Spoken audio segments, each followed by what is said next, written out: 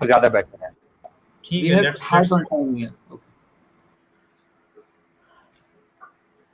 Hello and good afternoon, everyone. I would like to thank all of you on behalf of Rahat Computer Services to be part of this technology live session. And a very special thanks to our experts, panelists for sparing their time to share their expert advice in today's technology talk session. Once again, I thanks everyone. This is Salman Riaz. I'm Business Development Manager from Rahat Computer Services. Pandemic, epidemic, work from home, stay at home, lockdown, WFH, a new normal. These are probably new terminologies in our dictionaries. Well, and how adaptive are human beings? I mean, that have adopted these changes overnight. Who would have thought that our kids will start using online tools to get their online lectures? And who would have thought the employees will be even more productive while working at home?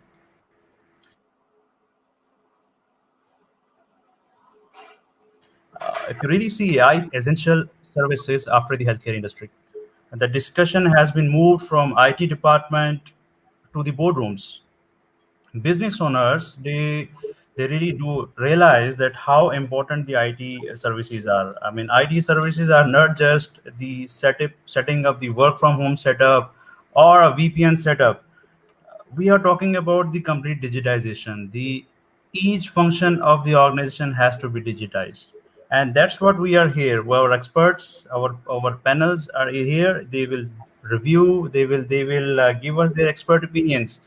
And Rahat Computer also has realized the importance of the IT realization, and this is all we are here. Our experts are here. I again special thanks to all our experts.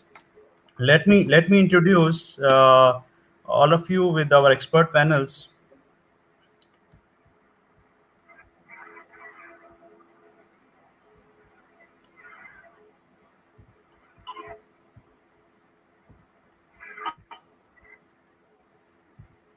We have with Mr. Sajid Ali. Sajid Ali is CEO of Abacus Business Solution, a well-reputed organization for providing IVMS solution in GCC region. He has served various companies with his in-depth knowledge of IT governance in Pakistan and Oman for last 28 years. He is certified information security manager. He is certified information system auditor. Welcome on board, sir. Thank you very much. And next we have Mr. Nadeem Waihan. He is Group ICT Director with us from United Medical. You must be knowing Muscat Private Hospital, a very well-known hospital in the town. Mr. Nadeem, he has been serving healthcare and higher education industries with his experience in technology for last 30 years. He has, I'm sure you guys are able to hear me. Is that okay? He has been serving healthcare and higher education industries with his experience and technology for last 30 years. Mr. Nadeem also has received Healthcare Asia Award in Singapore and result of ICT Initiative of the Year for building a smart and cost-effective data center by using hyper-converged technology to reduce the overall cost of operation in the organization. This is Mr. Nadeem with us. And now we have another uh, panelist. He is Mr. Javed Khan, Head of IT from Pakistan.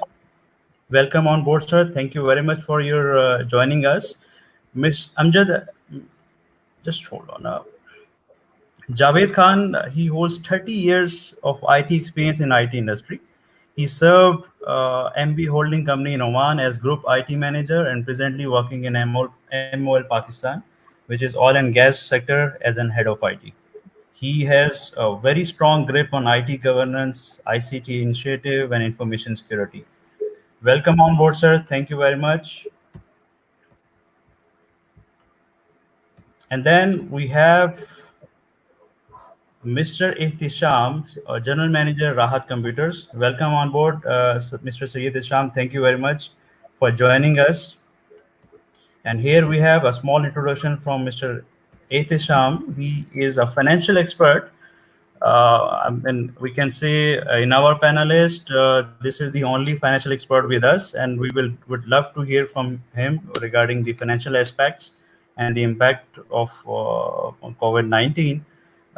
He is working as a general manager, finance and operations in Rahat Computer. He is by profession FCMA and having 20 years of experience with renowned group of Pakistan and Gulf. He holds enormous experience in managing operations for any size of the company and adding the value in generating revenue of the organization. Welcome on board, Mr. Itisham. Thank you very much.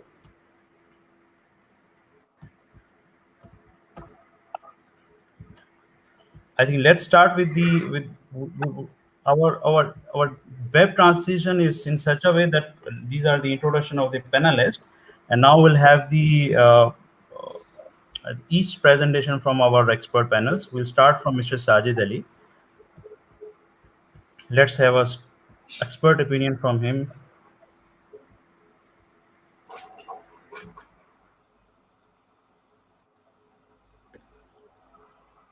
Yes, Salman, can you hear me?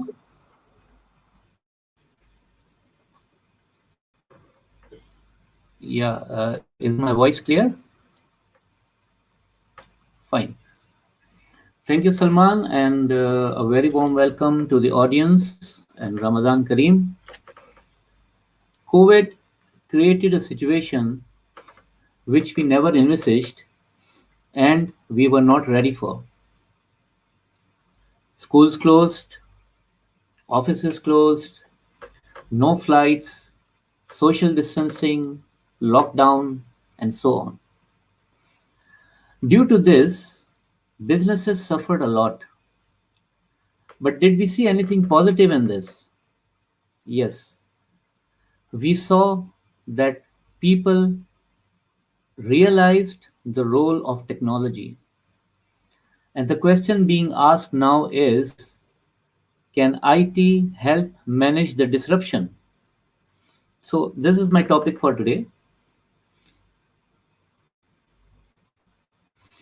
Well, I would like to say, start with the mindset change. We have to understand that IT is a business enabler, not an overhead. And second thing, automation is the organization's responsibility, not IT's. Once you understand this, and once this is accepted across the organization, across all functional departments, all functions, then things will automatically start setting in place.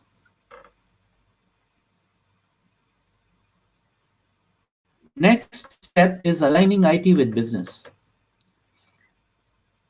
Start by establishing an IT steering committee, which is one of the best ways of aligning IT with business. The IT steering committee includes all the functional heads and IT head as members. And it is headed not by IT, but it is headed by the top management, somebody like CEO. So by having this committee, which actually represents the organization as a whole, this committee will be responsible for automation end to end, starting with identifying areas of automation, finding the right solution, implementation of the solution, and ensuring that the business objectives are achieved. I would like to say here that in many cases we find that implementation of a project is done, but people feel that the business objectives were not realized. Well, there are many reasons for that, but one of the main reason is that the project is typically implemented by IT, and realizing the business value is the responsibility of the functional department, the business functions. And since there is a disjoint here, we don't realize the business objective. So having an IT steering committee ensures that all the stakeholders are there It is their responsibility. They initiate it, they implement it, and IT acts as an enabler here. Well, in such disruptions, one important thing which has come up is the business leaders have to take quick decisions. They really cannot take the sweet time to take decisions. In this situation now, okay, we have seen a pandemic. Maybe in the next pandemic, God forbid, maybe we are ready. But there can be another type of disaster. There can be another type of situation. So we really have to take quick decisions and to survive in this difficult situation. So now, first thing is you have to ask yourself, do you have a clear insight in your business which is required to take those quick decisions? Do you know what is the impact of this disruption? For example, you want to know which expenses to cut, which product lines to stop, which units to close down, for example. Do you really have a full insight on the impact of doing these steps? If you don't have the insight, invest in the right tool now. You can have business intelligence, you can have dashboard, you can have reporting solutions as needed in your organization. And all of this normally is based on an ERP. So if you don't have an ERP, maybe this is the right time. While we talked about the decision making, please remember that we have to establish a special approval process for emergencies. Our typical approval process with different hierarchies, different price cost bands, and different time limits and all may not be suitable for emergencies. Review your approval process, see if you can fine tune that to adopt to the disruption, or if not, make a special approval process which will be activated only at the time of disruption. And while doing this, give it a thinking that how you are going to approve the financial transactions remotely. If you don't have that facility, enable it now. Well, this is one topic which everybody thinks that they are master in it. Remote office. Everybody says our people were able to work from remote. What exactly they mean is they have given laptops to their employees. They have trained them on the online meeting tools. Of course, one important limitation was the internet capacity or capability at the individual's home, because everybody may not have that strong internet. So this is also one important thing to do. But besides this, is it enough to provide a remote access, remote office? The major challenge organizations face, or what they have faced, is the availability of application and data. Because when you are working in an office, you are working in a business application, you have the data available with you. So unless you have that, you really cannot have a concept of a mobile office anytime, anywhere. So what to do? Steps are simple. Identify the applications needed remotely and make them accessible, maybe by moving them to the cloud. Next, identify the data which you need anytime, anywhere. For example, it can be emails. We are very much addicted to Word, Excel, and PowerPoint files. Okay, this can be managed by moving them to the cloud. Cloud emails, cloud drives are very common nowadays. But what will you do of the box files, the big paper box files which we have, rooms filled in the offices? So if you really need those while working during disruption to give a feel of the mobile office anytime, anywhere, then my advice would be that implement an electronic filing system. Once you have everything in place, not only the equipment and the internet and the meeting tools, but you have the application available, you have the emails and documents and even the box files available from anytime, anywhere, then we can really say, yes, I have a mobile office. Okay. Another good thing which we saw, so what Salman said in the beginning, there were many things which was really an eye opener. I have a practical, real example of a school which was planning for online delivery of their lessons for many years. And they were saying it's difficult, we need a lot of resources, we need to convert the lessons into videos, and a lot of challenges they have counted. I saw them within a week's time, they were online. So, literally, don't forget the positive side of the pandemic. Anyway, what we saw is that, for example, hospitals, the hospitals first closed the OPDs. Then, slowly, they started remote consultation. This is one way of serving a customer. The schools, as I mentioned, some of them used Google Classroom, some of them used Microsoft Teams, and some even managed with WhatsApp for course delivery and the assignment. We saw the restaurants and the groceries. Those who were online, they thrived. Those who were not online, they immediately start hooking up. See the number of customers, the number of the restaurants which added in, for example, Talabat or Akid during this time. So this is what was quick and they were able to do. But you have your own business, you have your own challenges, and you may not be able to do everything. This is now the right time. Sit back, identify the challenges faced in a disrupted environment, and find out the solutions and implement the technology to serve your customers in a disrupted situation. And yes, while you do this, look into the full supply chain. You can provide an online consultation, the doctor can provide an online consultation, but the patient needs medicine also, right? If you're not able to import the medicine, then you may not be able to supply. And of course, how to supply. So see the whole supply chain end to end.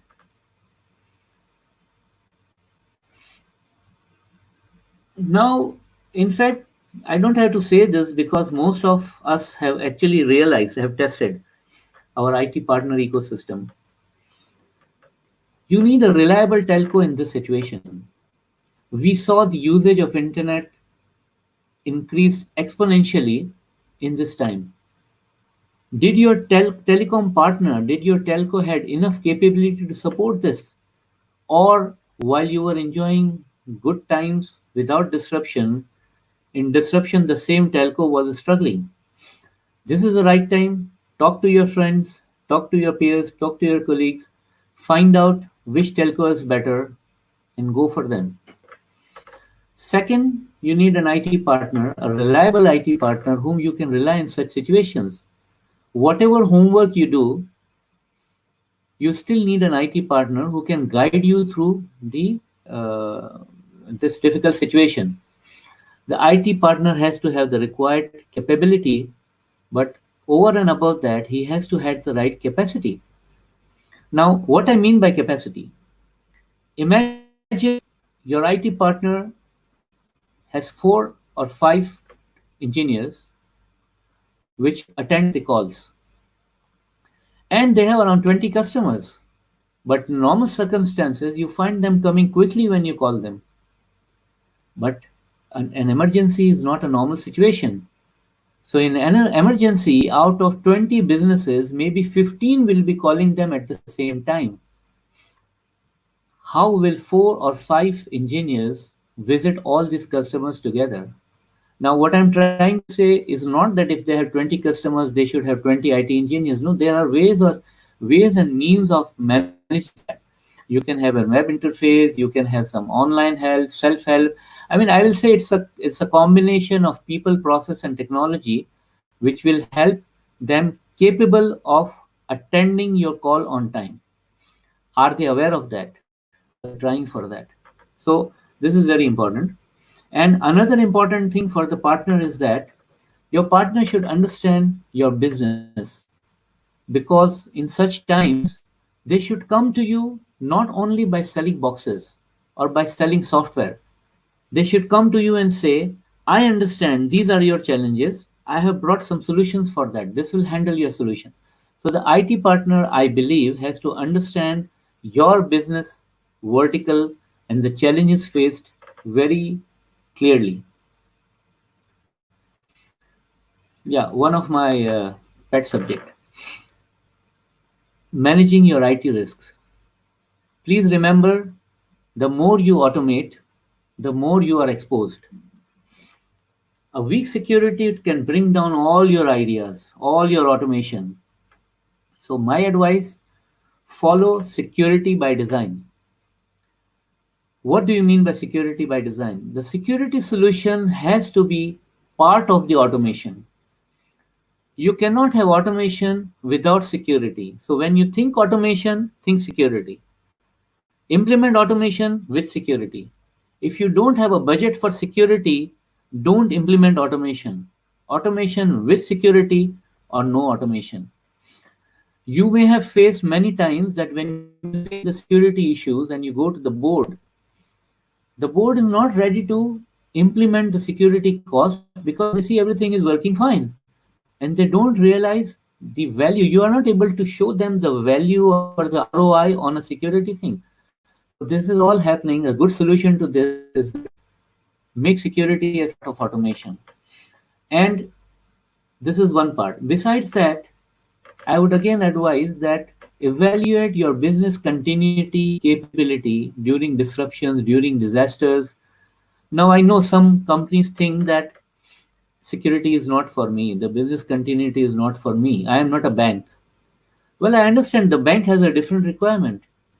You may be so small, your requirements may be so small that your requirement may be fulfilled by just having an Excel sheet saved to a cloud drive once a month. For example, I'm giving a bare minimum. But can you imagine if you don't do that? You may not be able to continue. So every business has a different requirement. Sit back, think how the business is going to continue when you are having the disaster, pandemic, COVID-19, or a future disaster, anything, an earthquake, a fire, and think about what your business requires bare minimum and have that in place. Now, the last thing, I don't know, I mean, people don't expect this from an IT background, but as I normally say, an IT consultant is actually a business guy, is not a technical guy, because he talks business and he works with the CEO, with the CFO, and with their business needs. So, with that experience in helping customers and all, I have a few suggestions. I will not say advice. What happened when the pandemic had an impact on the revenues of the company? People were financially in trouble. They had to do something. What they did, they started cutting the budget, the IT budget. They started cutting the IT. They started laying off the IT manpower left and right. So my request, first request is carefully evaluate the business impact of any such decision before you make it. Take a 360-degree perception, a perspective of the whole thing. It's not only one figure coming out of the balance sheet. You really have to see how the business will get impacted, how the customers will feel that impact, how your remaining employees will feel that impact. Number two, look for the possibility of moving from capex to opex model. And second, try to move from a normal to pay as you go model, especially when you go for a infrastructure as a service or software as a service. Pay as you go is really very handy. With this, you will be able to manage your budget and you will be able to manage your cost and your cash flow. Talk to your supplier. You are the king. Demand this from your supplier. And another way of managing the budget is look for outsourcing some of the IT functions. It comes out to be cost effective and sometimes more effective in some cases. And regarding manpower cut, I have a simple argument here.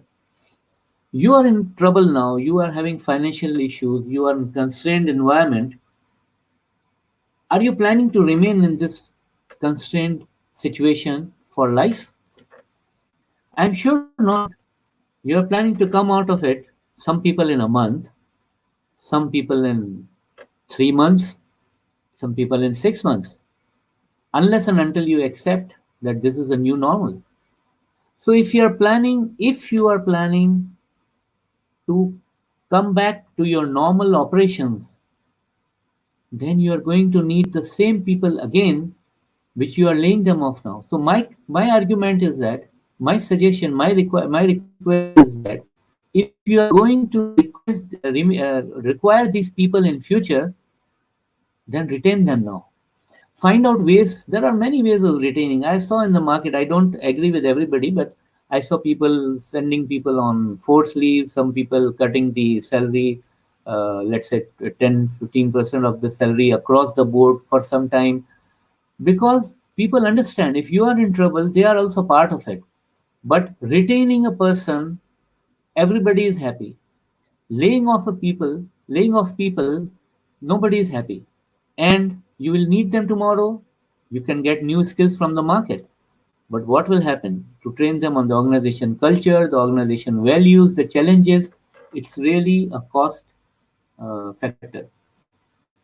And as I mentioned earlier, don't forget the impact of demotivation of the remaining staff when you lay off people. So, friends, that was all from my side. I tried to make it very simple, non technical, and simple to understand. Summarizing, if you want IT to help organizations, it's not only Zoom or GoToMeeting or WebEx which you need.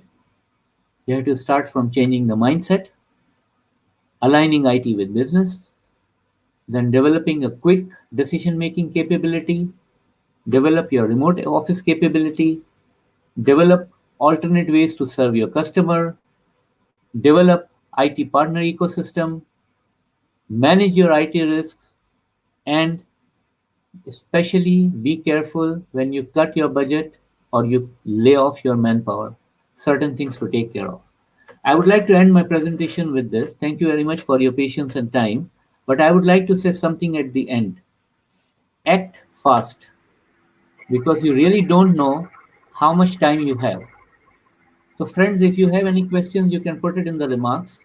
And if your questions are not answered during this event, you can write me the questions later on at my email address, which is very simple to memorize. It is on the screen. Thank you very much, and Ramadan Kareem to everybody. Thank you, Salman. Thank you very much, Mr. Sajid. That was really an insightful session for all of us. And I do agree. Several initiatives which were on hold for many years, and it got executed overnight. I do agree with you. And thanks for highlighting the ecosystem of our all stakeholders, along with the IT risks associated with that. Thank you very much. That was really an Yeah, insightful session for all of us. thank you. Now let's move to the next panelist. We will talk about the healthcare industry. You all know that this is the most discussed healthcare industry. We all are fighting, but the healthcare industry who are in the front line, who are actually the heroes of our the fighting against COVID-19. So let's have the expert opinion from Mr. Nadeem. Thank you very much, sir. Welcome on board. Uh, Let me just share your. Right. Yes, Mr. Nadeem. Are you able to hear us? Yeah. Thank you, Mr. Sulman. First of all, I would like to thank you for inviting me to this very, very good discussion, which is right on time, I always say. And I would like to appreciate Sajid on his beautiful talk and a very focused talk on IT. He talked about the IT as enabler. He talked about the gap between the business requirements. He talked about the now or never kind of thing. So I have nothing more to say on those things. I would like to start with the very focused agenda, which is how to manage IT in post-COVID-19 scenario. In fact, if you look at it, COVID-19 has created really a new dimension in business. I always take it as a positive thing. I know people will not agree with me, but to be very honest with you, each disaster has an opportunity. I'm a firm believer of that saying. So COVID is an opportunity for us, not only for IT, but also for other experts, other areas, other business units, other organizations. Business units are getting impacted with post-COVID scenarios. But is IT in the same boat? Are we negatively impacted or positively impacted? That's a big debate we need to discuss. And then it will require a lot of time to go for that discussion. But things which we can discuss now is, number one, can we create more opportunities? Yes, we do. We can. What will be the reaction of IT in this situation is also very important. Yes, we need to look at it, that yes, we are in the middle of a disaster, how to react to it. That is very important. Don't panic. Guys, nothing to worry about it. We need to create blue oceans. I'm sure that you all have heard about or must have heard about the blue ocean strategy, that we need to find out the contest-less environment, go for a scenario, go for a business opportunity where there's no competition. So I think for years I was thinking about creating blue oceans in different areas, in healthcare, in higher education, and in other IT areas. But I think now we have got the right time to talk about the blue ocean. And take my words that IT is going to lead this era, which is going to last for the next 20 to 30 years. We have to make it short. I'm not going into the details of all those buzzwords, work from home and all those things, because Salman and Sajid, they have really explained these things in detail.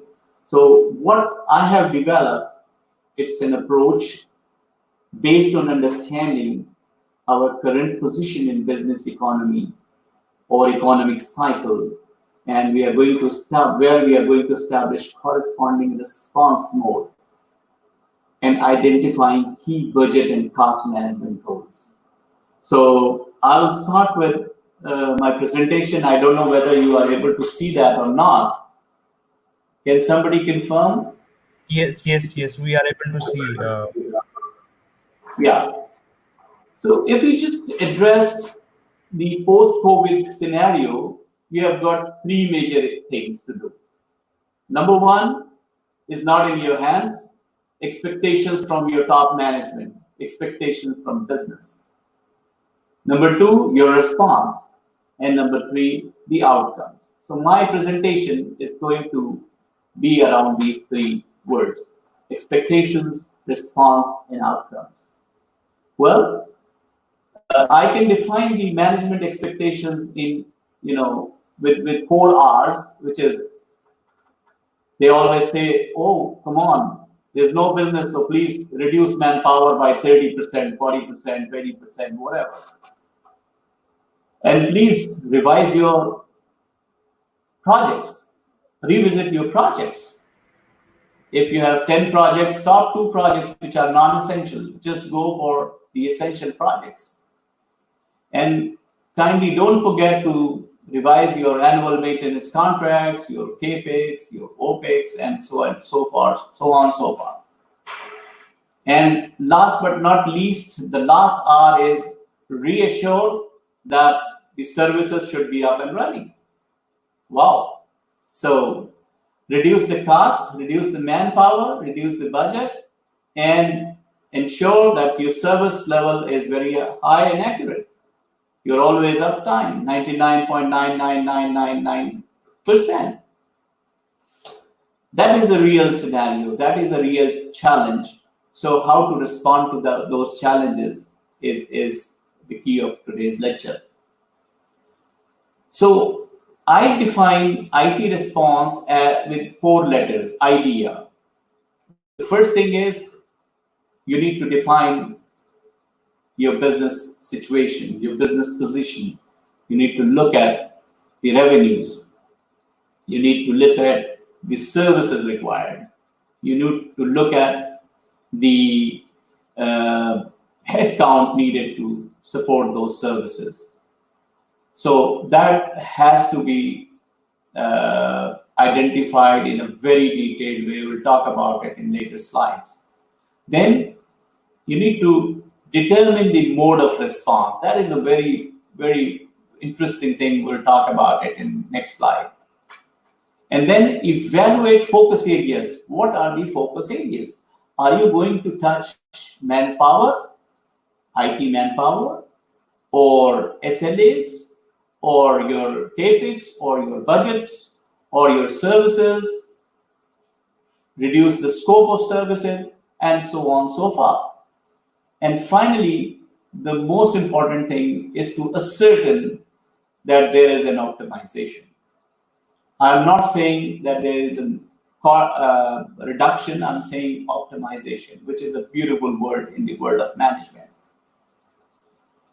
So with this, you will be getting your expected outcomes, which I call WALK, which is workforce optimization strategy, asset optimization strategy, then legitimate your revised vendor agreements such as AMCs and other OPEX agreements. And the most important thing is the key projects optimization, which projects are to be there, which are not to be there. I'm not going into the core technical things. So which one? It's in the hands of IT, the middle one, our response. So the first thing is beyond our limits. The expectations will come from the management. And you need to manage the expectations of the management. So what we need to do is to, being the IT leaders, we need to respond to this post-COVID scenario in a very, very professional and detailed way to get the realistic outcomes. Right, I'll move forward to the next slides. What should be our response? Is my slide clear to you, by the way? Is it readable? Hello? Yes, Mr. Nadeem, just hold on. Okay. So the first thing is we need to determine mode of response. How, based on your business scenario, you need to determine mode of response. You have to be either reactive, proactive, or strategic. It's based on your business requirements and dynamics. For example, management came to you that tomorrow you need to reduce the manpower. So you need to go for a reactive response. Or you yourself, being the IT leader, you think about the business impact and you think about the optimization, so you go for a proactive approach. Or if you don't have these two, you're thinking about the next 2 years plan post-COVID, so you need to go for a strategic response. So these are the 3 possible options you have to respond: reactive, proactive, and strategic. And then based on that, you need to define the budget and cost management goals. So how much cost you are going to save from your services, from your asset, from your manpower, from your projects, and from other areas. Of course, you cannot ask your system manager or system administrator to leave the place from tomorrow. There are ways to handle it. After that, you need to evaluate focus areas. Right? How to evaluate focus areas, that which areas require optimization. So based on a study we did in the last few days, we found that workforce optimization, asset optimization, vendor management, and project optimization are the key focus areas. And then finally, ascertain optimization. Define your short-term and long-term strategies to ascertain the implementation of IT response to ensure that your business is not going to be interrupted because of your initiative, actions, and implementation. Now, again, as I said that we talked about all these things in detail. So now I'm not going to read this thing for you because this is very simple, and I'll share the slides with you. So just quickly, I will tell you what should be your reactive, what is the definition of reactive in a real-time scenario. So something which is quick means less than 3 months. You have to make a decision, man, within 3 months. So you need to identify the most effective and least disruptive cost-cutting measures in response to changing economic conditions, which is COVID. Proactive means bit short, bit long term, 3 to 12 months, enable the organization to respond appropriately to different types of magnitude of a slowdown in a planned manner. You need to have, you have some time for that. So think about that. Strategic, of course, more than 12 months. So as we discussed, that anything which requires more than 12 months, just keep that aside and think about that later. So quickly, I don't know how much time I have. I will skip these things and I'll go for the outcome, actually, the third component. The first was expectation, the second was response, and the third one is the outcome. So our outcome is based on 3 responses, which is proactive response, either proactive or reactive or strategic, and then 4 major areas of optimization, which is project prioritization, workforce optimization, asset optimization, vendor management, and keeping the risk appropriately managed. This is the most important thing. For each and every aspect, you need to manage the risk, calculate the risk, and mitigate the risk. Now I will give you some of the examples here. That, for example, there's a risk. It's just a generic thing. I kept it for this presentation. COVID-19 and subsequent lockdown has created limited the mobility. So people cannot come to the office. What you will do? So I have mentioned some mitigation plans as well over there. Similarly, staff leaves might be impacted because now we are forced to, for example, several companies are forced to leave their employees or to send their employees on leave. So that can impact your projects, by the way. Delay in hardware supplies, for example, we are suffering because of that. Because of the lockdown, the border is closed, Dubai Muscat is closed. So that is a risk, and you need to think about the alternatives to look at it. This is a summary of the cost management plan. Review of your cost, revised capex or even opex. You can revise it. For example, just some fictitious or dummy figures.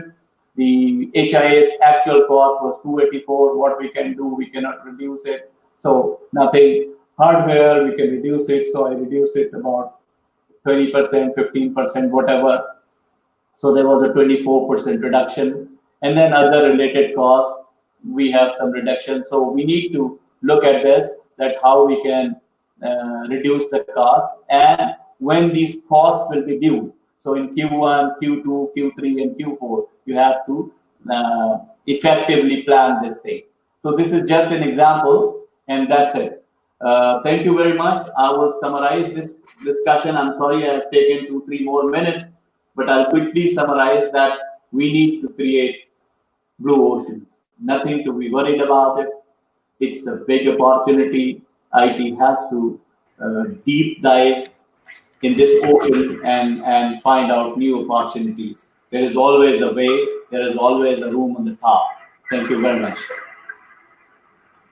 Thank you very much, Mr. Nadeem, for your in detail, in-depth views from the healthcare industry perspective. And I do agree that the mode of response is indeed an important point. You have mentioned that instead of cost cutting, we should focus on the optimization, the workforce optimization. So thank you very much highlighting those important points. Certainly, everybody is getting benefited from this. Thanks again. Now let's move to get the insightful session from the Pakistan. We have a guest from Pakistan, Mr. Javed. Let me add him to the stream. Welcome on board, sir. Thank you very much. Oh, can you hear Thanks me? from yes, very much. Nice to hear and nice to see you again. Thank you. Yes, Mr. Javed, your views, please. Okay. So thank you very much, Mr. Salman and Rahat Computers for having me in this insightful session. We had very good presentations from Mr. Sajid and Mr. Khan. They have really taken good view of the current situation and have shared their thought in terms of strategically what can be done to cope with this situation. So I will reinforce what both of the presenters have said in my talk as well, but it is more from the trenches with the greasy, oily hands. So I'll give you a frontline perspective that how did we respond as an IT department to this crisis and where we stand now and what we think that we have to deal in post this crisis as an IT department. So what will remain same for us and what will look as a change for us as an IT function. So as you all know that I'm from oil and gas, so my reference to the fact would be to the oil and gas industry. So when we as an IT department, and I'm sure with all other colleagues elsewhere in the all across the world, were asked, okay, it's an emergency and enable work from home arrangement. So some of us were ready, and other might have been taken by this surprise that what to do. So we looked at from the uh, IT perspective that what it requires us to enable the work from home arrangement. So there were three major areas where we had to look at. We have to provide some means where the staff or the colleagues and the users are able to communicate. So communication was one area. And coming from the oil and gas and as a major organization, uh, we found ourselves ready here because we have been investing in this area.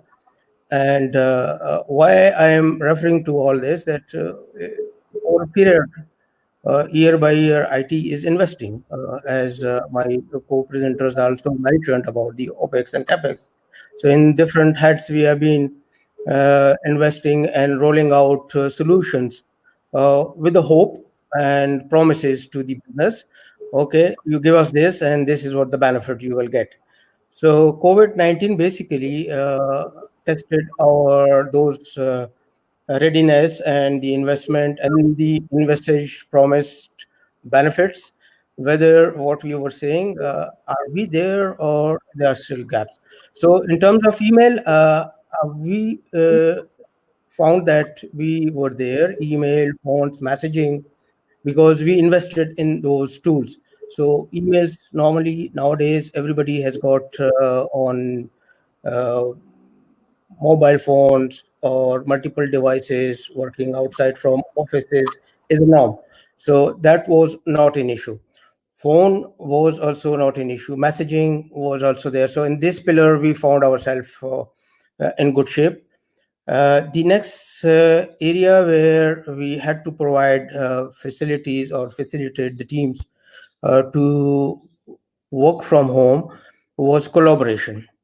Now, collaboration means we have to look for tools where meetings, which takes a major part of the organizational activities in a day, that should happen. The team meetings as well as meetings with the customers, meeting with the suppliers. So we need to have some platform where we can facilitate close to what really face-to-face meetings are. So in this area also, we found that we were pretty good in shape because of our spend in past as a capex and opex in these areas. So we use collaboration tools, video conferencing tools, and we are using, as we currently we speak, we are still in the mode of work from home. So the teams have found a new way of working, and this is one area where my co-presenters also were mentioning that there is an opportunity. These tools were there for years, but somehow the acceptance to use it as a mainstream tools, that was not coming, despite all those techniques the IT would use to promote that. But somehow it was not forthcoming. With this pandemic or the crisis, and this one is different than a normal crisis which the IT would plan in their BCPs or DR, where it's a brief time and you know that, okay, it's and it's documented. This is this many weeks, or and then you will come back to a normal. But this one is a prolonged one. So here, people were forced to learn new things, and they learned it. And this is what my experience is, that people from the boardroom up to downward, everybody spent time, effort, and they were able to understand and use these tools. And now I see, after four plus or 6 weeks in this mode, I see some of the guys are very productive.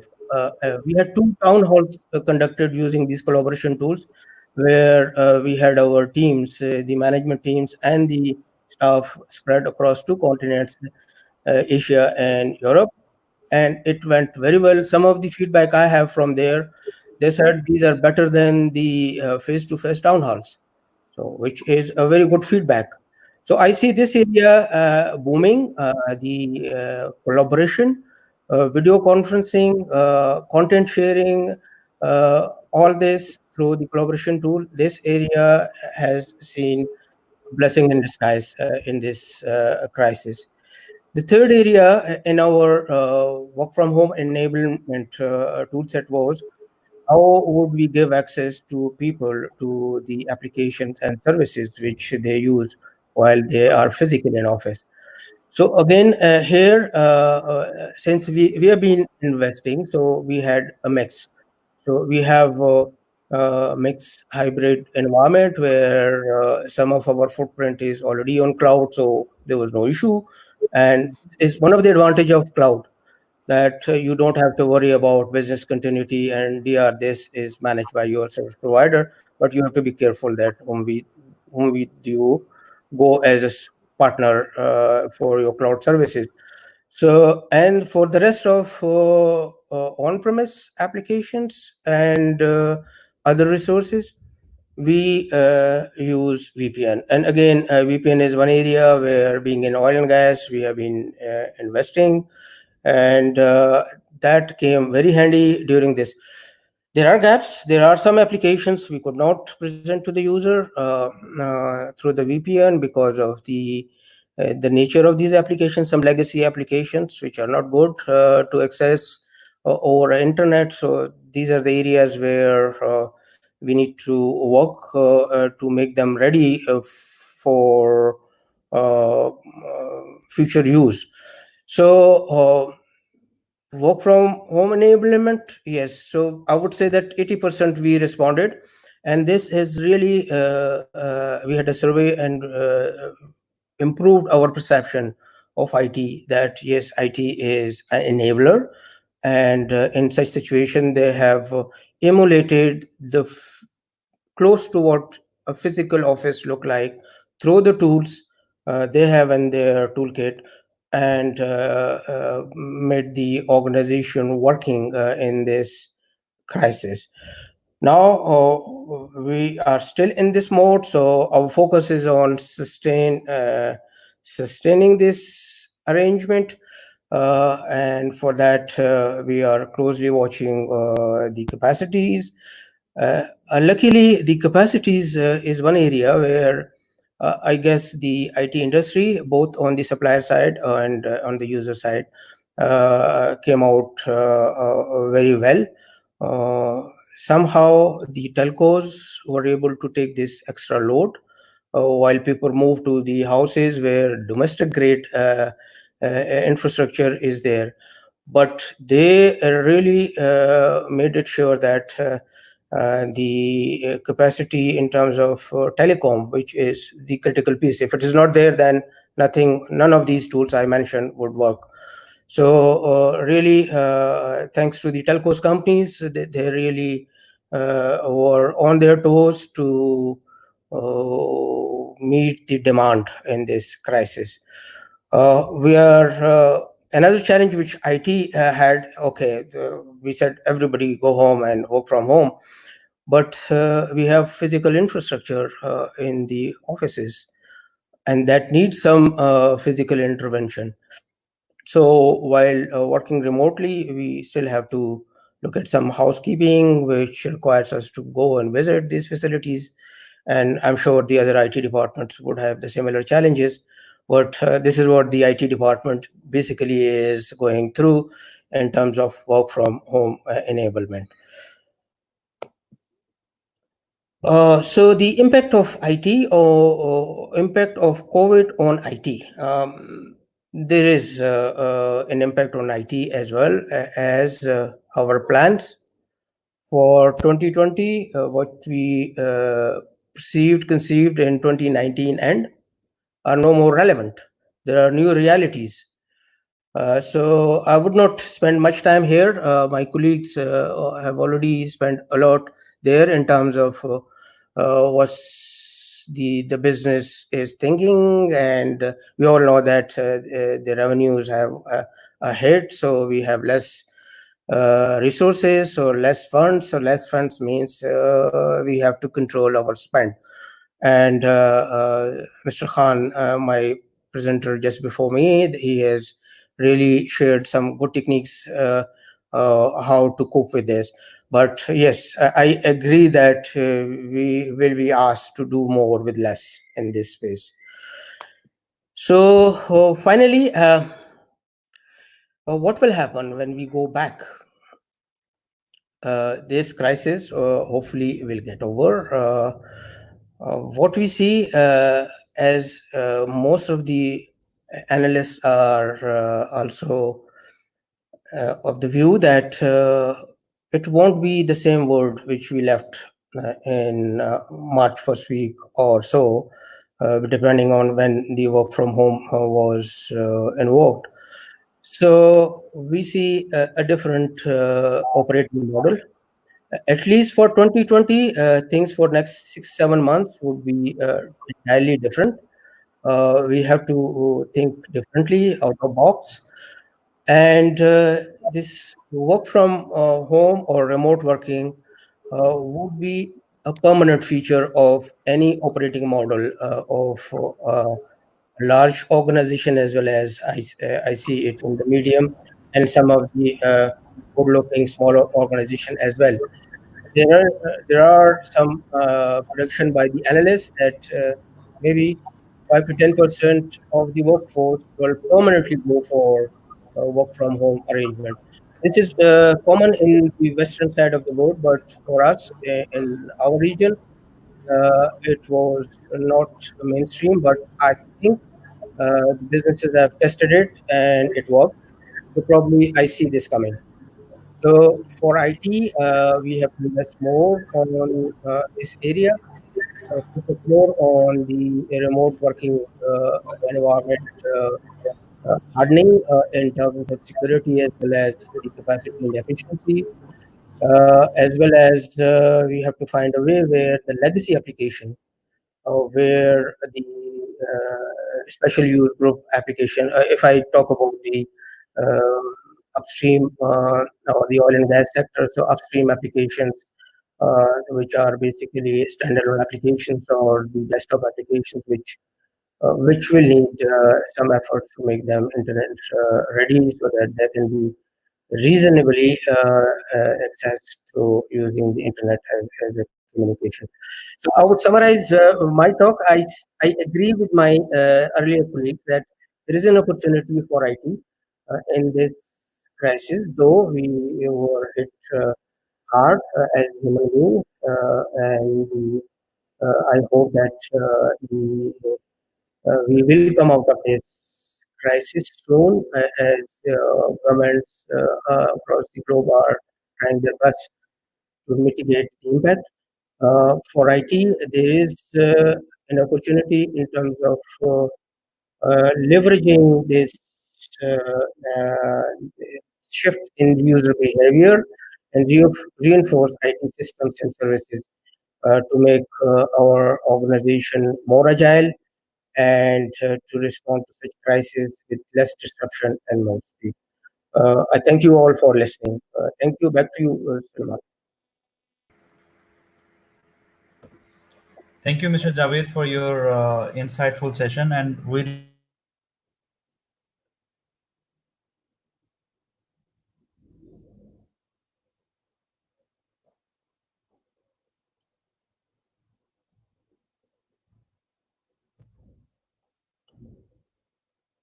really love to hear the insights from you. Yes, Mr. Javed, can you hear us? Yeah, I can hear now. Yeah. So I do agree that learning curve of all IT professionals has been increased during this time, and this will definitely benefit all of us, not only the employees, even the Yeah. organizations. Yeah, I Yes, agree with you. correct. Thank you very much. Thanks, Thank thanks you. for your insightful views from you. Thank Uh, you.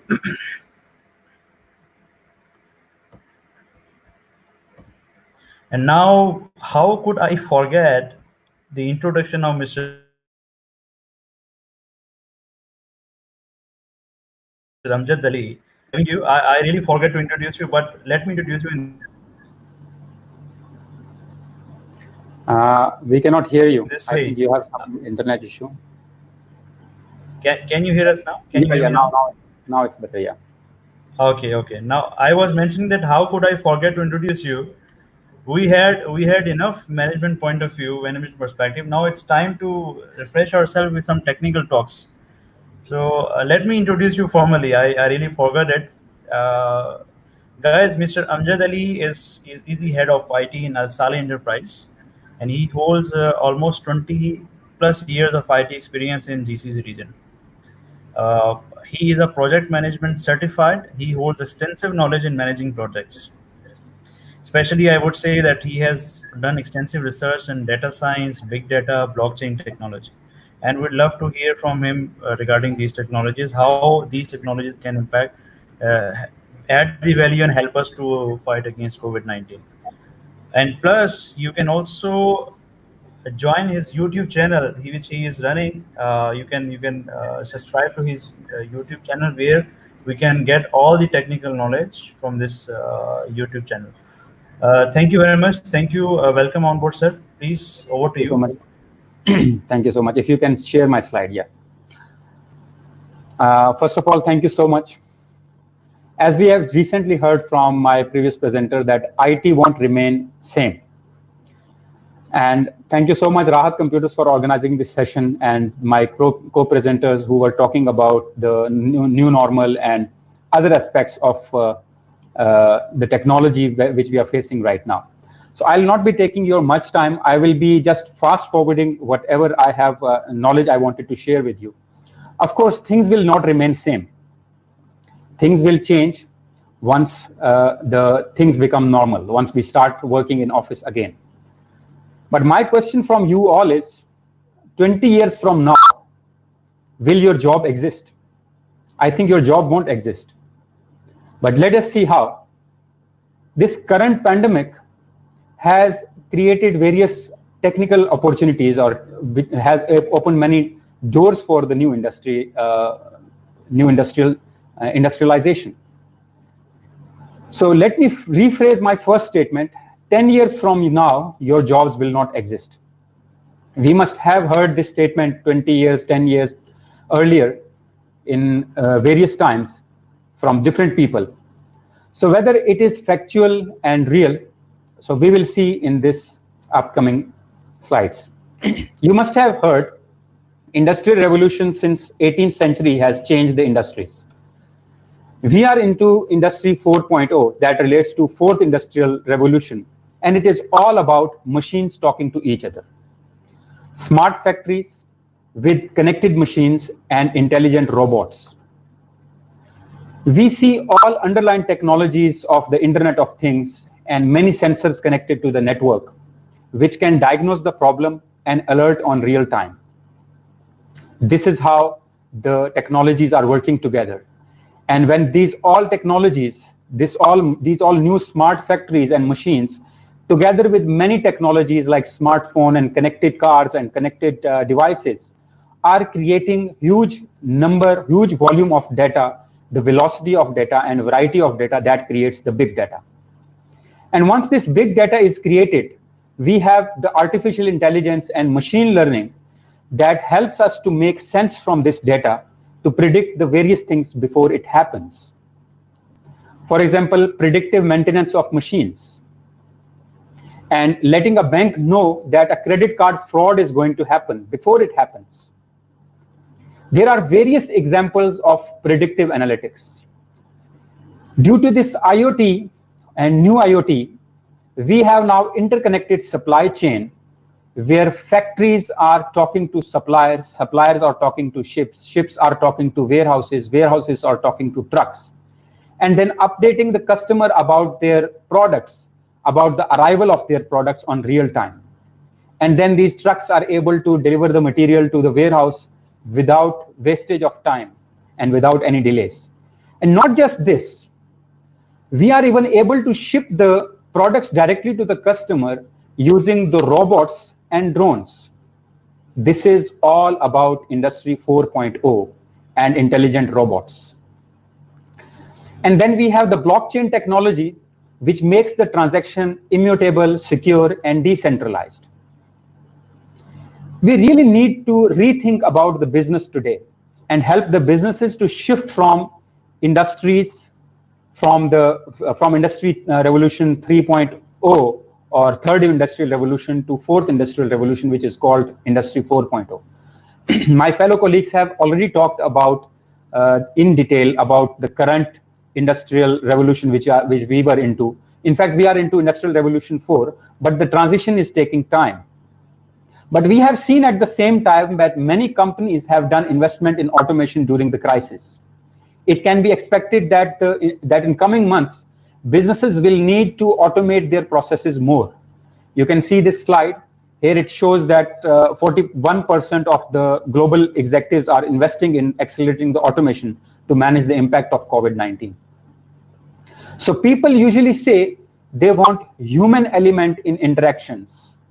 As we normally see in our day-to-day life, no, we need the human interaction because businesses without human will not be working. But for better or worse, robots are going to replace many humans in their jobs. Work from home is not possible for all the roles, which you can see right now. Human cannot do the construction as of now. Human cannot physically go to offices or the warehouses or to the manufacturing plants to keep manufacturing going on. So that is why robots are being used in many places as of now. In 2017, it was predicted that 1/3 of the workers in United States will be replaced or would be replaced by the automation and robots, which will be by 2030, 10 years from now. But events like pandemic, this COVID-19 or any pandemic that might come in future or which was in the past, it has a potential to change all the timelines. The rise of robots is already seen. Where we can see the robots right now, Walmart is using robots to scrub the floors. Robots in South Korea have been used to measure the temperature of the people due to this COVID-19, and then they distribute hand sanitizers. Food service is another area where, of course, robots are likely to increase because of the health concern. Fast food chain like McDonald's have been using robots for serving the food and even for cooking. In warehouses like operated by Amazon and Walmart, they have been using robots for many years for stacking the material. But now they are also thinking to dispatch the material and to receive the material using the robots. Robots are working alongside human, which is called co-roboting. We have seen in many hospitals, robots are performing the cleaning job and sanitization job. I'm sure in most of the cases, not in our case or not in some of the cases maybe, but in most of the cases in developed countries, we will see once the offices and schools will reopen, we will see robots are cleaning the floors, robots are cleaning our offices. China has already started this. So all this is possible because of RPA. RPA is in fact the robots process automation. So robots process automation is something which is helping us to mimic the human. So RPA is mimicking the human. In fact, if you see this particular slide, I'll just read it. So a robot, normally in your life, what we do, if we are sitting in office and reading an email and there is an Excel sheet attached, and then from that Excel sheet, we extract the data and insert into ERP platform. So all this can be done by robot. So robot can read the email, open the email in Excel sheet, and then enter the data into Excel sheet, and then he can decide whether to escalate it to anyone, any other employee, or to end the task. You can see that this is the mimicking which is possible through RPA. Now, robotics is not that old age robotics, which we were looking at the science fiction that, okay, it might come into our life, but it has already come into our life. So we have to now really see robots versus human, because many industries are now thinking, are now concerned, can robots enable us to continue manufacturing, continue business while keeping the social distancing? Consider the current pandemic. I'm expecting that social distancing measure will continue in 2020 even, because we must be worried about the future pandemics also. So robots workers may be greater in demand in near future. And where robots cannot go, of course, we have the drones, which is another form of robots. And thanks to the new generation of IoT and the LoRaWAN, Sigfox, 5G, which are the new communication technologies, which have enabled the drone and transformed the IoT into the new generation.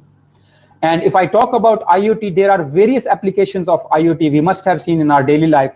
We have been using our smartphones to control our houses or a smart home. And then we have the wearable devices, which we have been using for many years, smart gates, smart metering, connected cars, connected health, smart retail, and so on. There are countless projects and countless technologies available because of the IoT. And an example is an asthma patient using the Bluetooth connected inhaler, which gives a lot of information and helps him to use to do the puff or to get exposed to the outside environment. Or be it a pizza delivery guy whose body temperature can be seen on the app on real time to make sure that he is not infected with corona. And there are many outline technologies. So IoT is now in its golden age, where big data, artificial intelligence, edge computing is making IoT more independent and better. New generation of IoT platform has improved the smart drones. Recent applications of these smart drones can be seen in battling the COVID-19, like medical deliveries in China and test samples even that has been conducted through the drones, in fact. Surveillance and monitoring has been done, broadcasting the messages and broadcasting videos and even spraying and surveying. All this is done by the drone these days. And talking about smart city initiatives, smart city is not a new concept now. Many countries and many economies have already adopted this. South Korea has used smart city concept and smart city data hub to fight this coronavirus. And then, in fact, the Boston as a city has also implemented smart city because of this pandemic. Today, we can see the world has turned upside down. And this is the right time to scale these all technologies that we have talked about and the technologies which I'm going to talk.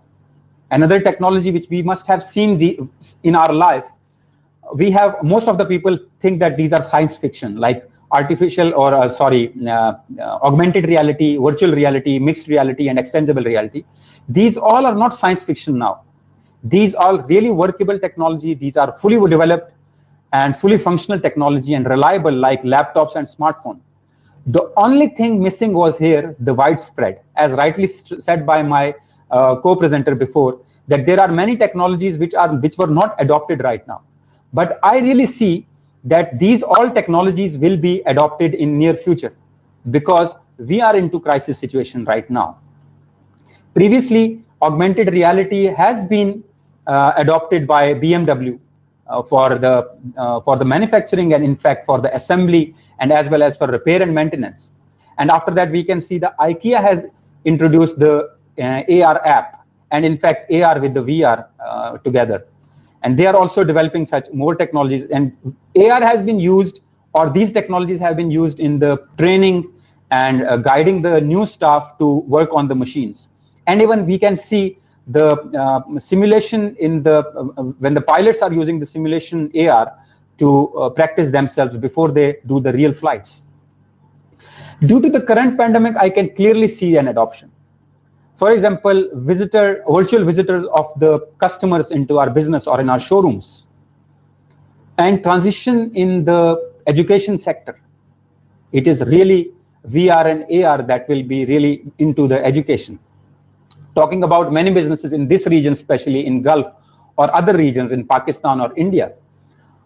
A use case could be a physical tour into warehouse. When we talk about AR, so we don't need to, if we are physically inside the warehouse, we don't need to really check our systems that what are the products available, what is the stock available. We can simply, with our VR headset or with our AR tablet, we can simply walk around and we can get all the information directly on our screen, which will be extracted using AI model and big data and the business intelligence system. And if we don't physically go there, we can really use a VR headset, and then we can walk around the warehouse, store, or the showroom, and we get all the information. And then, of course, mixed reality is also there, where we can have the virtual and AR concept together with the haptic touch and other technologies. And when we really want to have the physical interaction with the person, or when we want to really talk to a person, we don't need to really talk to that person. There will be AI. AI not will be, in fact, there is AI available right now, which is acting like human. And what is that? For example, chatbots in banking sector. Banks have implemented, many developed countries have implemented the chatbots in banks, and those chatbots have developed the positive ROI. In fact, chatbots were able to decide on giving the credit card or giving the loans. So that's the reason the approval of loan was through AI instead of physical person sitting in the office. And I can also see instructor, advisor, tutor, coach, or for that matter, any training person is not required to be a real person. Artificial intelligence is being developed that can replace school tutors, fitness trainers, and financial advisors. Now, for example, if I talk about Facebook and Google, because right now, as we can see that people are unable to go to offices, but they are using AI model to remove the inappropriate posts, since the company's human content moderators cannot review the certain things while sitting at home. Of course, there were some mistakes also, but AI is really acting like a human. For example, AI in call center, which amplifies customers' voice with speech analytics. And we might feel that we are talking to a real person, as Google has also introduced the AI model in the speech. When we call to the call center, we hear a computer talking to us. In fact, we feel that it's a human. In fact, it's an AI talking to us. In many cases now, people even don't need to call the call centers. We have talked about the AI, but what about blockchain? Blockchain is really enabling the global economy. Blockchain is not new. It has been there for many years. And many people have already adopted the algorithms. And this is already popular in many industries these days. Today, many industries have adopted smart contracts. Smart contracts is not new. And banks are using RippleNet. We must have seen that international transactions are happening these days in fraction of seconds. This is all because of the blockchain implemented by the banks in all over the world. In fact, RippleNet is used by most of the banks here in Oman. And for blockchain, in fact, 2020 was expected to be the mainstream adoption. And COVID-19 outbreak unfolds various technologies. There are many use cases, for example, in finance, insurance, travel, real estate, asset management, healthcare, other services, all can be replaced by, can be benefited by the blockchain. I can see that blockchain is in fact highly secure, decentralized, and immutable, because the transactions or ledgers inside the blockchain are immutable. Though there are various other technologies which I wanted to talk about, but due to shortage of time, because I don't want to keep you waiting for the other presenter. So I will be now quickly wrapping up, because I must say that the cloud computing is the driving force for many technologies. My co-presenters have not yet talked about it, but in fact, the cloud computing is really going to bring a change, because you don't need to develop AI, big data, machine learning, or any other related technologies. These are readily available in the cloud. Of course, you need to integrate your application, your technology, your data, your systems with this powerful technology. But we have to focus on the new skills.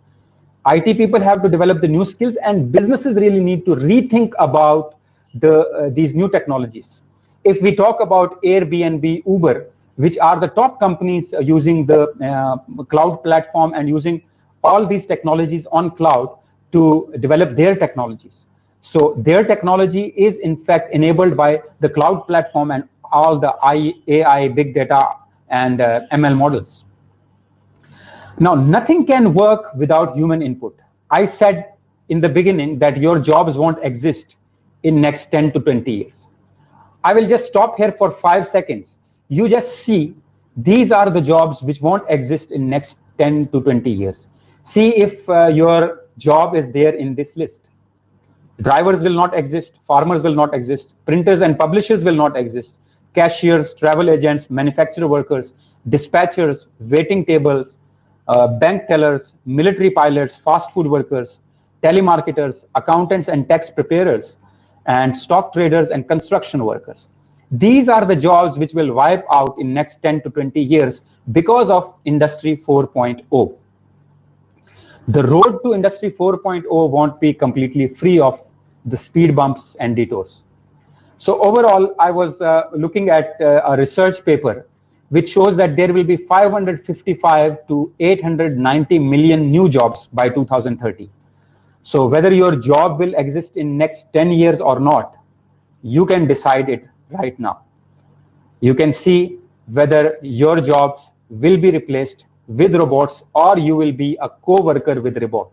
Of course, driverless cars, pilotless planes, these are many applications of the Industry 4.0. And I can see there will be clearly a change once we start our office again. So if you have any question, you can write an email to me or you can put your comments. So I will try to reply you once the presenter will ask me and the host will ask me. So we will be definitely talking about it. Thank you so much for listening, and thank you for joining the presentation. Thank you. Thank you, Mr. Amjad. We thoroughly enjoyed it. Literally every second of your presentation we enjoyed, and it's a deep dive knowledge. I would say it's a really deep dive knowledge session from you. I'm sure this is a reality now. This is a reality.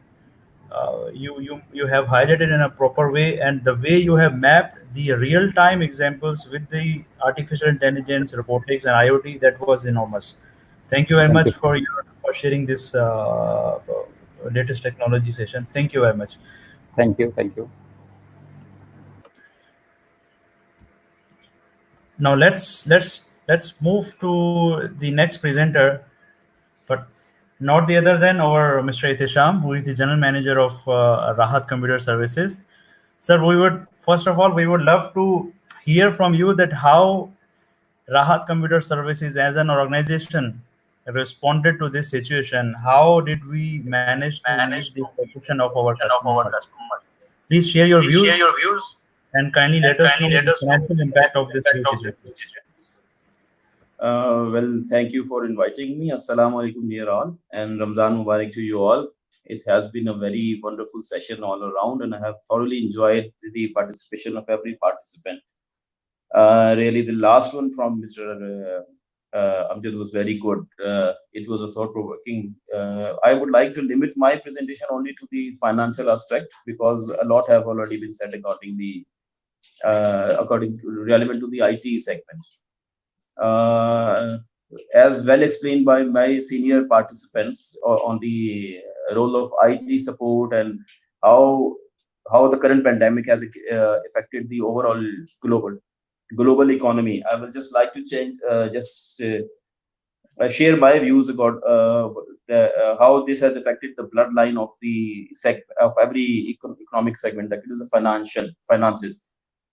I will brief about. I have just searched around from the World Bank financials and some insights shared by ACCA. They have studied the overall global effects done by affected overall aspects of the this financial crisis faced by China and Hong Kong and the Taiwan areas who have now recovered. I would like to share some insights.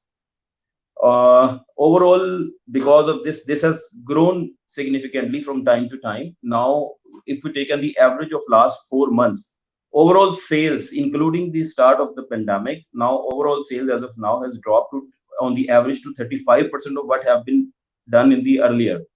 So if a company was making a sales of 100 billion, it is now only to 35 billion as well. What are the reasons for this? Number one is overall your production capabilities are affected. Factories are not running. Again, the need for call to the robotics, as explained by Mr. Amjad. There are 60% are because of the logistics issues. Because the travel is not there, because the logistics issues are there, drivers are not there, the rush on the you see the roads, and all the logistics are disturbed. Air travel is banned, sea travel is affected. A lot of things are done. Again, we have to resort to the robotics if we need to make sure that the supply chain is remain intact. And then there is also another impact, that the human force that is available to serve the customers, through which we are able to serve the customer, they are not been able to commute to the work. This is 65% of the total workforce. So entire sales what have been affected, it has just come down to 35%, and God forbid if it is not controlled, it will further reduce. Second, as I explained earlier, the second challenge we are facing is supply chain management. Whatever orders we have already placed or something like that, or already in the pipeline, there was already a huge shortage because of this. As you know that entire population of the world, they were looking towards China for all the massive production. Since China has that annual holidays, it was already delayed. Then this pandemic hit China, so now it is all combined to 6 months supply chain gap. And now even when this pandemic is over, the entire global population will be still facing a supply chain gap. What will be happening with us with this part of the world as well as entire world? All the customers who have their funds allocated with different customers, there are different receivables which are now blocked because of this financial issue. Obviously, all the customers will be converting their payables from short term to a longer term. The banks will not be most of the installments due to the banks will not be paid. This will again create a financial crunch. Companies are already having a cash crunch. You know that the sales will not be there, so it will be difficult for every company to sustain. Keeping in view, they have to retain the good workers, they have to retain the trained staff and technical staff, and so that in order to whenever we are back to the work, how would we be able to meet the demand of the to meet the demand of the customers? How people are basically managing this current situation? It's all because of some smart management techniques which our customers using, different segments are using. What are those? Number one is they have identified the critical functions of the business, whatever business is concerned. For example, if you're talking about banks, what are the critical functions of the banks? If we are in technical support, IT support, what are your critical functions? Which implies you cannot afford to lose. You have to retain those type of employees. In the same time, by retaining them, obviously a cash in involved, you have to minimize the cost of your operations as well. So a lot of people are doing, for example, because since the outdoor movements are not there, a lot of companies have already minimized their outdoor staff. They have opted for just to send them on leaves or just something like that. Whatever is happening in the market, you can see many people have stopped the recruitment of the new staff. There are the whoever is freshly recruited, they are laid off. These is something like that. People are sent on paid or unpaid leave, something like that. What is, because this is not a short-term crisis. It will go for 6 months, maybe 7, 8, 9 months. So the need of the time is because nobody will have the alternative resources. So need of the hour is to treat all the staff of the companies as a partner as a business partner of the company, because together only you can survive without the participation from all the segments of the business. This is from my side that we need to work on like that. Emphasizes as well. Everybody has explained that that when we are working from home, but you know that this all cannot be done overnightly. There are a lot of limitations. Internet connections are there, the viabilities. Most of the companies do not have the on-cloud facilities. Cloud computing problems are there. Specifically in Oman, we don't have that much of the every company. All the companies that do not have that backup, cloud backup, or the resources are not aligned to that. An important point from my side, what I would suggest is, which we have not discussed, is that although every company is working on a journal shift of 8 hours, but this time when such things happen, the companies can opt towards working on 3 different shifts.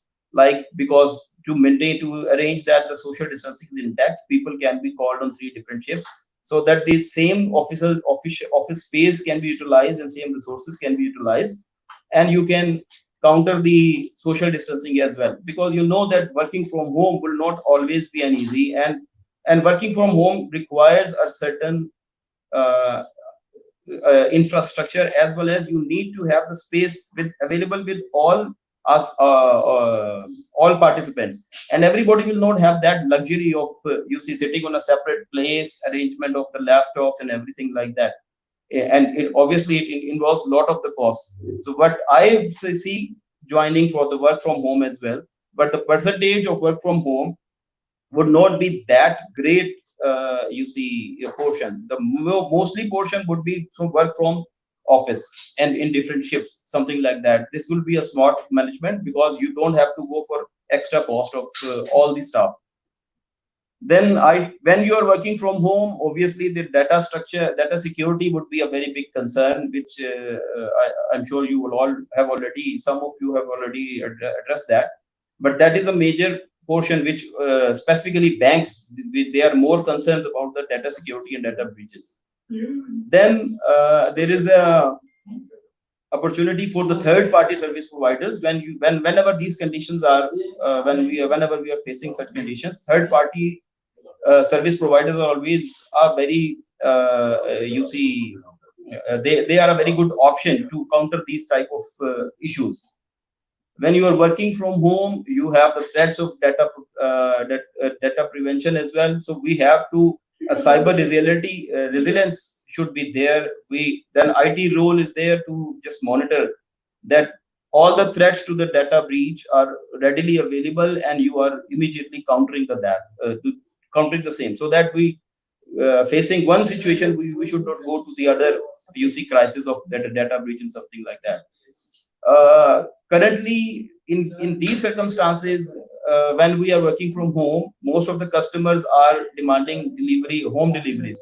So there is a need of the time that we have in this segment of the world, we have online fully secured payment gateways, which are not available all with all the companies. So all the companies, including us, we are also looking towards going towards the same.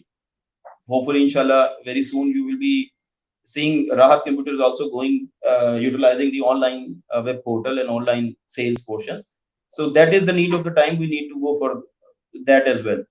Then you see this kind of crisis is not something which an individual company can basically dealt in its capacity. This needs a lot of massive investment from the government sector, because only government is the force that can drive all the channels. It's not by an individual hospital, an individual IT supplier, or an individual technical service providing company that they can deal it with all the time. Because if the customer exists, only then the sales exist. So to save the customers, to run the economy, government has to invest in that. So government of Oman has already shared some initiative. They have given some shared that they will be providing some business loans and to the customers and different suppliers. But we are still working from the same, and that is how it will be. What I see is working from them. Government have already announced some exemptions because there are delayed payments from all the segments of the society. So that I can see without these helps we cannot move forward. What would be the future perspective for us to cater for future pandemic challenges? Is, as I have said already, that this is not a challenge. This kind of a challenge is not a challenge that a company can individually handle. So each individual government units are required to basically support their economies. I foresee that a pandemic reserve fund will be maintained by government, by each government zone, and that will be catered for the any such issue. Because as rightly said by Mr. Ramjad, and we all know that this is not the first thing now, because earlier pandemic hit us about 100 years ago, and then different pandemics were there, but they were limited to only certain localities. Now this is all spread to an entire world. So now need of the time is to go for all the governments to create some pandemic reserve funds. Similarly, as IMF has already launched something, and United Nations has been working on the same. Then I would like to share some insight from one of our colleague, Mr. Kashif Adil, who has shared the idea of digital currency that is also in pipeline. The banks would be announcing a digital currency solution as well, to just limit the use of this paper currency notes. This digital currency is actually, it's not, it is a type of Bitcoin or something like that you are already hearing, but it's not that. It's a third party app. What they are suggesting and what the international banks are suggesting is central bank will be issuing digital currency. It will not be a coin or paper or something like it. Will be a digital currency which will be dealt in by central bank. So there will not be a problem of a currency risk, of security risk, or some reserves and something like that. But it will be a very good initiative, but as I could say. Then there is because of this now, as we are facing, and a lot of companies are facing, the cash crunch, liquidity crunch. I would like to share some insight that our suppliers, because they are supplying all over the world, they are also facing the liquidity crunch. So they are not being able to supply all across the suppliers if the payment is not there. Now I would see that that major companies who were earlier not basically referring to the supply chain management, they were not considering the repute of the suppliers. Now they will be looking forward to engage basically financially viable suppliers who can support their suppliers in such crisis situation. So this, I am foreseeing that this will happen. Secondly, what I foresee is global village concept was there, that whatever, even if you are producing something, if this produces, you can outsource it from some other third country. Countries were going for that, and that is why China was basically one big country who was based on the mass production volume. They were supplying to all the economies of the world. But now this will change. Dependence on single supplying country, dependence on single supplying region will also be limited. So countries will have to look towards basically producing some production from in-house, so that even their critical companies, their critical mass houses would not suffer. So that will be there will be a little shift in that change as well. Then, as rightly said by Mr. Amjad Saab, that increased cloud computing and cloud service utilization will also be there. But somehow this has to be, the economy of scale has to be applied on that, so that SMEs can also enjoy the same. Currently, because of the higher cost of this cloud computing, and there are risks associated with that as well. And also, we don't have that much of a technical strength available with all the companies to make sure that this works. So this will also be there. There is an opportunity for that, definitely. Uh, I foresee that increase in online sale platforms will be there. Home deliveries, as we said, there are certain apps working here like Talabat, etc. Now this will be increasing. Even now we are receiving calls from different media houses, media platforms who are working on this, and they are offering the online sales services as well as home delivery solutions. So this will be there. Increased independence on third-party services will also be there. And as I said earlier, that companies will look for towards the on this to utilize maximum utilization of the same facility which they have. In the end, I would like to summarize that the pandemic situation, it is not the situation which can be dealt in by one company. We have to look over it, or globally, we have to treat it like a global challenge. In this situation, only those companies will survive who not only manage their finances for this short term, but also look towards the long term goals. If you need to maintain your staff, because hiring of a trained staff, of the skilled labor, is also a big cost. So if you cannot retain them, if you cannot retain your service technical staff, it will be a big challenge. Obviously, support from government will come, but it will always take some time. So if a company who believes in long-term selling, if they don't have a reserve, if they don't maintain this reserve, thus such companies will vanish. So soon you will see a lot of companies of the globe, of the chart, who will not be able to basically make this challenge and face this challenge. So there will surely an increase in production of robotics, in a portion of robotics in our daily life, but I still will have a major size of that, because beyond that I personally cannot imagine that type of event. There are companies who focus on short-term business, and like you are earning today and you can maintain on today. But obviously, to deal with such situations, it is a pandemic. It will take 3 months, 8 months, 9 months.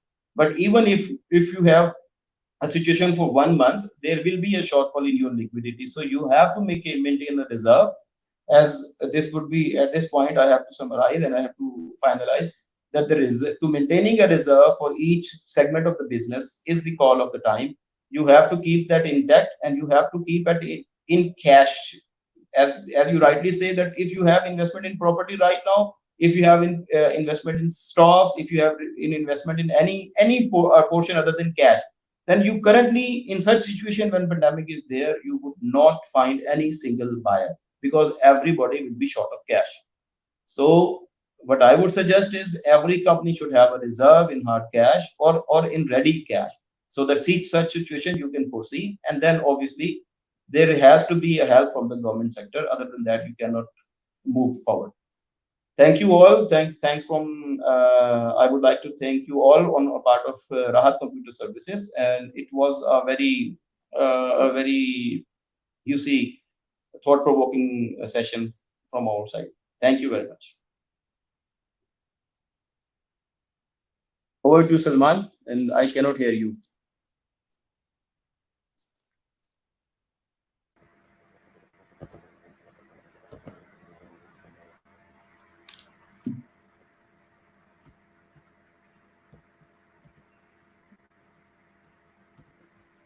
Thank you, Mr. Can you hear us? Yes, now I can hear you. I hope everybody has heard my. No, we all have heard, and it was thoroughly. We really enjoyed each and every sentence, from the financial point of view, and we do agree that we all have to take the quick decision, but we have to take the wise decision.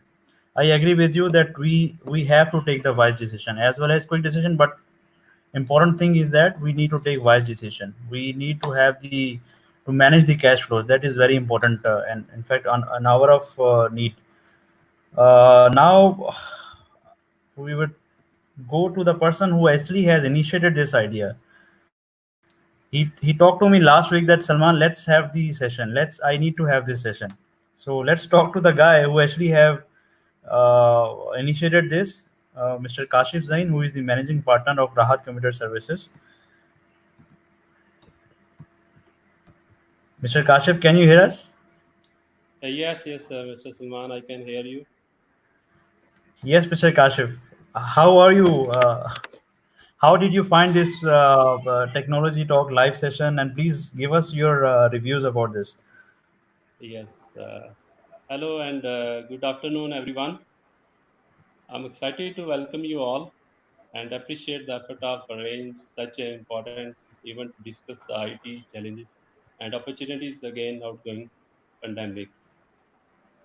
I would like to express my gratitude to all our expert panelists who have done a huge effort to enrich with us knowledge.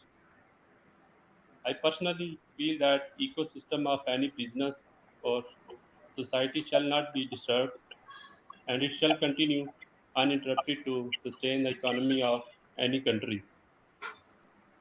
It can only continue if there is a collective effort from all stakeholders, either its customers, suppliers, vendors, so on. We as a IT service provider are trying our best to meet the expectation of our customers and ready for the further challenges, future challenges. Once again, I thank everyone, Sajid bhai, Amjad bhai, Nadeem saab, for your Javed beautiful sir. time, and Javed saab or Ihtisham saab. So this technology for this session. Thank you very much, all of you. Thank you, Kashif bhai, for your kind words to us. Now I believe that we have spent almost 1 hour and 45 minutes, and really we did not realize that how much time we have spent. And literally, I mean, from all of us, from all the panelist experts, they have given us a deep dive session, a deep dive knowledge. We really enjoyed, thoroughly we enjoyed. On behalf of Rahat Computer Service, I really appreciate and really thankful to all of us who have spared their time during this busy hours and given us the knowledge and shared the ideas with us. Sajid Sahab, can we have some single? Yes, sure. See, I would like to sum up what I said and what some of my other colleagues also said. Now, this is the right time to think about IT. The situation has put all of us forcefully think about IT. So it's good to explore what's out there. And as per what you just said, it's good to explore what's in the future. So explore what's there, explore what's coming up, avail as much as possible. Otherwise, you will be left out. That's all from my side. Nadeem? I must say that IT leaders have to create blue oceans by aggressively responding to COVID-19, converting this disaster into an opportunity. Thank you. Yeah, thank you for having me in this session. I really enjoyed it. And as we mentioned, that it has got the attention of everybody, specifically opportunity and leverage it. Thank you. Thank you, Amjad Sahab. Amjad bhai, your point of view. Presenters have already said. I will repeat the same thing. There is an opportunity in the market. In fact, COVID-19 has opened many doors of opportunities for not only for IT industry, for many other industries also. The time has come to reshape everything, to reshape IT, to reshape businesses, to think about new technologies as well as enabling the existing technology at its maximum level. because what we have observed as that it's not a luxury. IT is not a luxury, it's a necessity, in fact. And companies really need to think about how to make sure that they use outcome. So in current scenario, of course, IT has enabled the business, but there is a lot required from the business managers to really think about the IT investment at the right time, at the right place. And this is end from my side. Thank you, Amjad Saab. Let me take.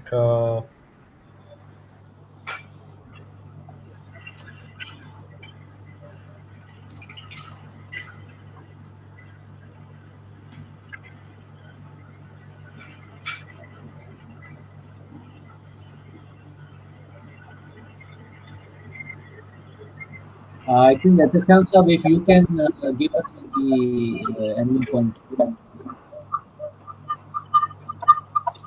Yes, sure. Can you all hear me? Yes, we can. Yes, we can. Yes, yes. Thank you very much, sir. Yes, I fully endorse the point of view of all the learners. Rightly so that every company has to understand the importance of IT, and it's rightly it was a basically cost center. Actually, this concept of cost center and profit center is also a very debatable thing, which we can certainly take at certain other levels. But every segment of the business is important one, and IT is really the bloodline, because without this you cannot support. And it's not, it is not basically just a function. It is available, it is basically present in every business, every segment of your business. So you cannot rule it out, and you cannot one should not treat it like a business cost center. It is rightly so. And in the end, I would like to say that for every challenge there is an opportunity.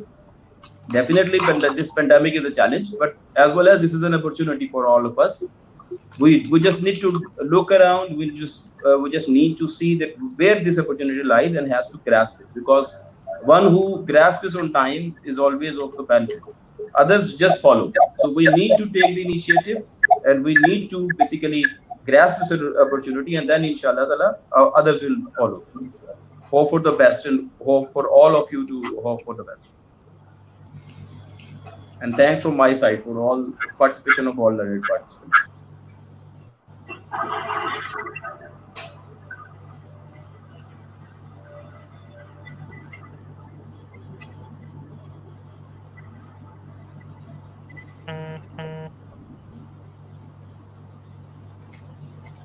We cannot hear you, Salman. Can you hear us now? Yeah. Yes. Sham Saab, thank you very much for your closing line. And inshallah, one day we'll go back to our normal life. We'll go back to the offices. Our chairs are with pandemic. Thank you very much. Thanks, all of you. Thank you very much. Thank you. Thank you. Thank you, Salman. Bye-bye. Thank you. Bye-bye.